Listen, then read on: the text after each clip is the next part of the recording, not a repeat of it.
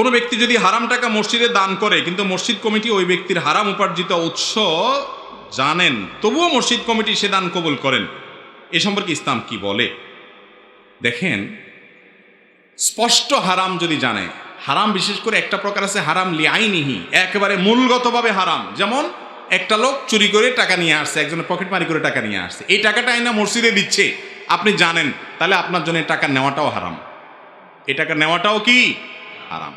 আরেকটা লোক তার উপার্জনটা হালাল হারাম মিশ্রিত, সে সুদ খায়, ঘুষ খায়, আবার হালাল ইনকামও আছে, ভেজাল টেজাল আছে আর কি, এই লোকের টাকা দিছে, সে হালাল থেকে দিছে না হারাম থেকে দিছে আপনি জানেন না, তাহলে সেটা গ্রহণ করা কি আছে? জায়েজ আছে। আর যদি তার ম্যাক্সিমামই হারাম হয় আপনি জানেন, তাহলে সেক্ষেত্রে সেটাও অ্যাভয়েড করা উচিত। একটা কথা বলি ভাই, আজকাল মসজিদ বলেন, মাদ্রাসা বলেন, ধর্মীয় প্রতিষ্ঠান বলেন, সবাই দুনিয়ায় পয়সা ছাড়া কিছু বুঝে না। আমরাও আজকাল অনেকে এরকম হয়ে গেছি, পয়সা ছাড়া কিচ্ছু বুঝি না। মসজিদ কমিটির লোকদের দায়িত্ব ছিল, কারণ তাদের চারটা বৈশিষ্ট্যের একটা হলো ওয়ালাম ইয়াখশা ইল্লাল্লাহ, আল্লাহ ছাড়া কাউকে পরোয়া তারা করবে না। তাদের দায়িত্ব ছিল কি?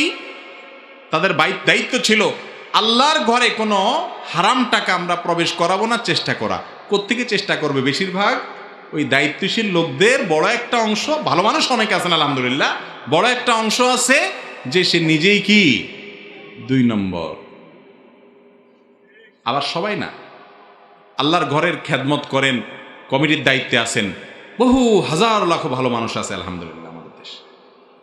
একটা কথা বলি, আপনারা যারা মক্কা শরীফ গেছেন, জায়গা যাওয়ার তৌফিক হয়েছে, আপনারা দেখছেন বাইতুল্লাহর কাবার এক পাশে ওয়াল পরিমাণ উঁচু করা উঠা আছে, দেখছেন আপনারা? এটাকে বলে হাতিমে কাবা। এই হাতিমে কাবাটা রাসূল সাল্লাল্লাহু আলাইহি ওয়াসাল্লামের দাদা কাবাকে পুনরায় বানাইতে গিয়া এই জায়গাটা মূলত কাবার মূল অংশ ছিল, ভিতরের অংশ ছিল, ইব্রাহিম আলাইহিস সালামের কাবা এটা ছিল, কিন্তু এটা এখন বারান্দার মতো ওয়াল উঠানো, মসজিদের কাবার ভিতরের অংশ নাই। এটা কেন নাই? এটা না থাকার কারণ হলো রাসূল করিম সাল্লাল্লাহু আলাইহি ওয়াসাল্লামের দাদা তিনি এই মসজিদকে যখন এটা ভেঙে পড়ে যাচ্ছিল, পুরান হয়ে গেছে, ইব্রাহিম আলাইহিস সালাম সেই মসজিদকে পুনরায় নির্মাণ করছেন, তখন তিনি সহ মক্কার তখন মুশরিকরা পর্যন্ত বসে সিদ্ধান্ত নিলেন আল্লাহর ঘরে আমরা হারাম টাকা ঢুকাবো না। আর সমাজে হালাল টাকা কম থাকে, এই জন্য তারা টাকার অভাবে এই জায়গাটা মসজিদে ঢুকাতে পারে নাই। আজও পর্যন্ত সেটা বাইতুল্লাহর বাহিরের অংশ, ওয়াল তুলে রাখা হয়েছে আমাদের শিক্ষার জন্য।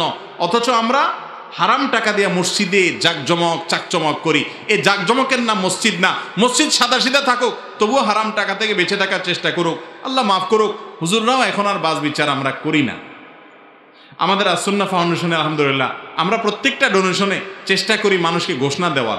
এই যে সামনে কমপ্লেক্সের ঘোষণা হবে, অলরেডি আমাদের রেডি করা আছে যে সবাই হালাল উপার্জন যাদের আছে তারা দিবেন, হারাম টাকা দিবেন না।